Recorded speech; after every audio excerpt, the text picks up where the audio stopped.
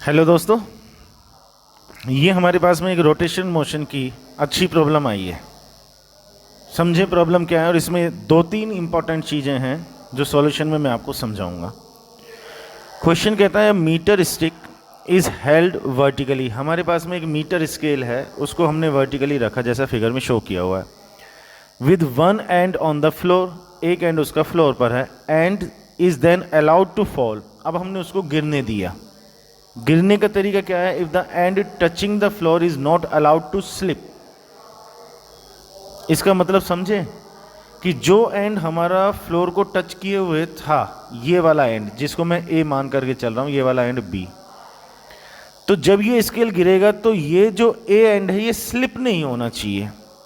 इसका मतलब ये स्केल किस तरह से गिर रहा है, कुछ इस तरह से सर्कुलर फॉर्म में। ये जो हमारा बी एंड है ये आ रहा है और ए एंड अपनी पोजीशन पर बना हुआ है।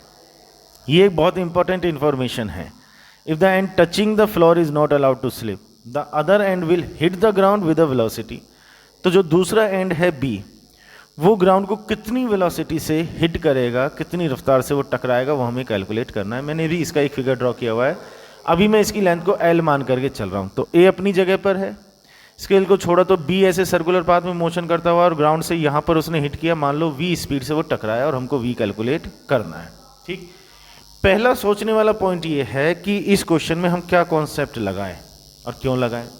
हमने बी को हल्का सा झटका दिया, वो सर्कुलर पाथ में मूव करता हुआ नीचे की तरफ आया, तो जैसे जैसे वो नीचे की तरफ आएगा उसकी स्पीड बढ़ती जाएगी, तो ये तो कंफर्म हो गया कि काइनेटिक एनर्जी इंक्रीज हो रही है। सेकेंडली हम देखें तो इस प्रोसेस में हम तो कोई फोर्स अप्लाई कर नहीं रहे, इसका मतलब external work done is zero. So kinetic energy अगर इंक्रीज हो रही है तो किसी ना किसी एनर्जी की कॉस्ट पर ये काम हो रहा होगा, मतलब कहीं ना कहीं कोई एनर्जी तो डिक्रीज हो रही होगी जिसकी वजह से काइनेटिक एनर्जी इंक्रीज हो रही है। तो यहाँ हम एनर्जी कंजर्वेशन का कॉन्सेप्ट लगा सकते हैं। हमने कहा कि increase in the kinetic energy is equals to decrease in the potential energy. अब यहाँ जब हम वैल्यूज पुट करेंगे तो थोड़ा सा कॉन्शियस रहना है। काइनेटिक एनर्जी में इंक्रीज कितनी हुई भाई? इनिशियली अगर बात करें जब वर्टिकल कंडीशन में, तो काइनेटिक एनर्जी जीरो, तो इनिशियल काइनेटिक एनर्जी तो जीरो, और जो फाइनल काइनेटिक एनर्जी है वो एक बार हमारे दिमाग में हाफ एम वी स्क्वायर, लेकिन kinetic energy half I omega square भी होती है। ट्रांसलेशनल काइनेटिक एनर्जी की बात करेंगे तो हाफ एम वी स्क्वायर, और रोटेशनल काइनेटिक एनर्जी की अगर बात करेंगे तो हाफ आई ओमेगा स्क्वायर।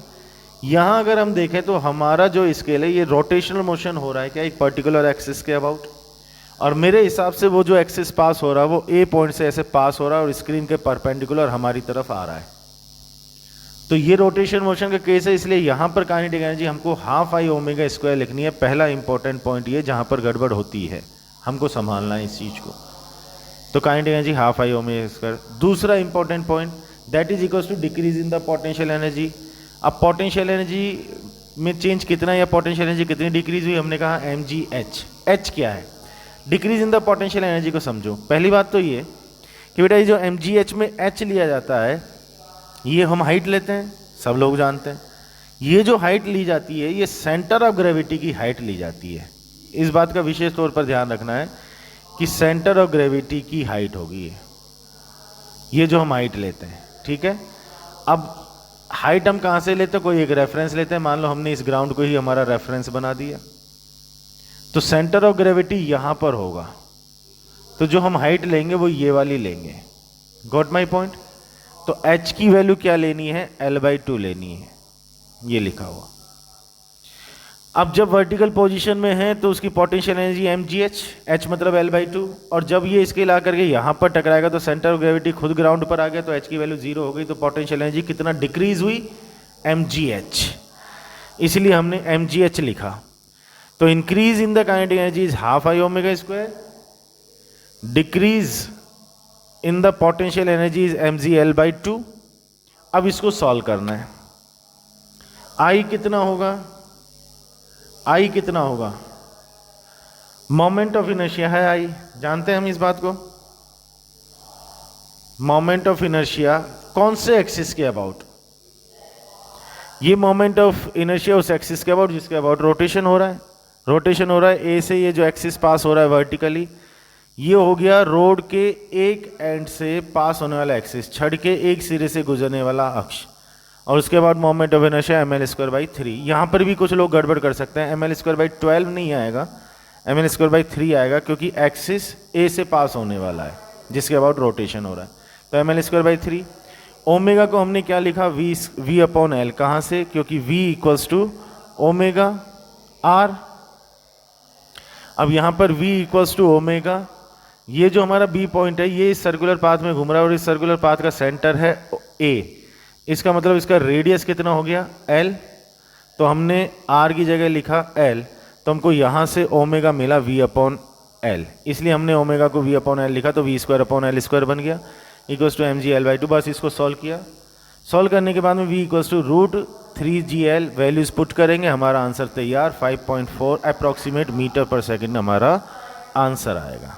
ठीक है, अच्छी प्रॉब्लम है, बढ़िया प्रॉब्लम है। तो 2-3 हाईलाइटेड पॉइंट्स हैं, एक बार वापस से कह देता हूँ कि एनर्जी कंजर्वेशन अप्लाई होना है। काइनेटिक एनर्जी यहाँ पर ½ I⍵² लिखनी है, ½ mv² नहीं लिखनी है। आई की वैल्यू ml²/3 लेनी है, बाई 12 नहीं लेना है, क्योंकि एक्सिस जो है वो एक एंड से पास हो रहा है। ठीक है, h की वैल्यू जो हमें लेनी है वो सेंटर ऑफ ग्रेविटी के हाइट लेनी है, इसलिए h की वैल्यू l नहीं आएगी, l/2 आएगी, और ओमेगा = v/L लिखा जाएगा। ठीक है, ये कुछ बातें हैं जो ध्यान रखनी है, हमारा क्वेश्चन सॉल्व। ठीक है, और कोई प्रॉब्लम्स हैं उनको सेंड कीजिएगा, कमेंट बॉक्स में अपना फीडबैक ज़रूर दीजिएगा। Thank you.